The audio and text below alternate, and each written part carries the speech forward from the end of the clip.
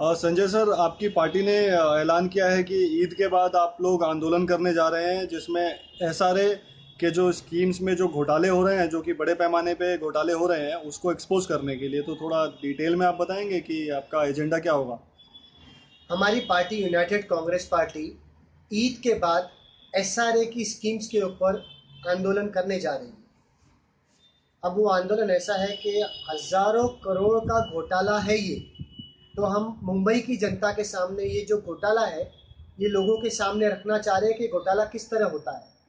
SRA की scheme जब भी आती है, तीन प्रमुख गवर्नमेंट की जो डिपार्टमेंट होती है वहाँ पर लोगों को आना जाना पड़ता है। जैसे एक राशन कार्ड ऑफिस हो गया, एक आपका इलेक्शन कमीशन ऑफिस हो गया, और एक एसआरए का ऑफिस हो गया जो कि बांद्रा में है। वहाँ पर एसआरए के सीईओ बैठते हैं। वो सारे ही एसआरए के यूनिट्स को मान्यता देते हैं। अब हो ऐसे रहा है कि यदि एक एसआरए की स्कीम के अंदर 200 या 300 लोगों के लिए घर बनाना है, बिल्डर 500 घर बना देता है।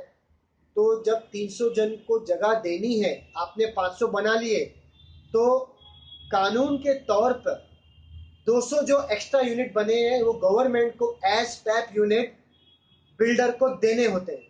अब बिल्डर ये पैप यूनिट देता नहीं है, बिल्डर ये पैप यूनिट बेच देता है। महाड़ा के ऑफिशियल से एक ऐसा टेबल प्लान बनाते हैं जहां पर ये गवर्नमेंट को दिखा दिया जाता है कि यहाँ पर 300 नहीं, यहाँ पर 500 लोगों को जगह कानूनन तौर पे मिलनी चाहिए। दरअसल 300 लोग ही वहां पर पात्र हैं और 300 लोगों को ही मिलना चाहिए। ये जो 200 एक्स्ट्रा फ्लैट बने हैं ये गवर्नमेंट के होते हैं। ये गवर्नमेंट को ना देकर ये बिल्डर बेच देते हैं। महाड़ा के ऑफिसर्स, आप तो सुन के ये हंसी भी आएगी और शायद आपको लगेगा कि मैं आपको कुछ गलत फैक्ट्स बता रहा हूं। ये हर ऑफिसर कम से कम 100 करोड़ की पार्टी, ये बिल्डर के साथ गुमनाम पार्टनर बने हुए हैं। हर एसआरए की स्कीम के अंदर महाड़ा का कोई ना कोई ऑफिसर पार्टनर है। कोई कोई ऑफिसर बहुत अच्छे भी है, मैं सबको गलत नहीं मानूंगा। और यदि मैं अपने देश के अंदर सारे ऑफिसर्स को करप्ट बोलूं तो मुझसे बड़ा करप्ट कोई नहीं है, ये मैं जानता हूं। तो कोई कोई ऑफिसर्स बहुत अच्छे भी हैं, जिनको अगर आप ये बता दें कि इस बिल्डर ने ये जो घोटाला किया है तो वो तुरंत एक्शन लेते हैं। अब जैसे हमारी पार्टी यूनाइटेड कांग्रेस पार्टी ने 3-4 बिल्डर लोग जो यहाँ पर अंधेरी में प्रमुख घोटाला कर रहे हैं, उनका कुछ पेपर्स हमारे ऑफिसर्स, महाड़ा ऑफिसर्स को दिखाया तो उन्होंने तुरंत कार्रवाई की। तो कुछ ऑफिसर्स अच्छे भी हैं और हम चाहते हैं कि ऐसे ऑफिसर्स को और आगे लाया जाए और अच्छे ऑफिसर्स इस महाड़ा के अंदर आए, एसआरए में आए और लोगों की सेवा करें। अब आप देखेंगे कि ना ही कांग्रेस, ना ही शिवसेना, ना ही बीजेपी, एमएनएस अपने आप को मुसलमानों का रहनुमा कहने वाली एआईएमआईएम पार्टी, समाजवादी पार्टी, ये कोई भी पार्टी कभी भी आपको एसआरए की स्कीम के ऊपर किसी भी मुद्दे पर लड़ते हुए नहीं दिखेगी। क्यों? क्योंकि इनके जो नेता हैं, इनके जो कॉरपोरेटर हैं, इनके जो एमएलए हैं, इनके जो एमपीस हैं, ये दरअसल बिल्डर के पार्टनर हैं। इनके बोले बिना कोई भी एसआरए की स्कीम को मान्यता नहीं मिलती।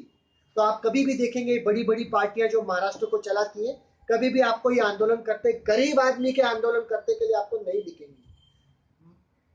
महाड़ा में एसआरए के यूनिट्स के अंदर हमारी पार्टी यूनाइटेड कांग्रेस पार्टी की ये मांग है कि 269 का एरिया नहीं, कम से कम 350 का एरिया दिया जाए।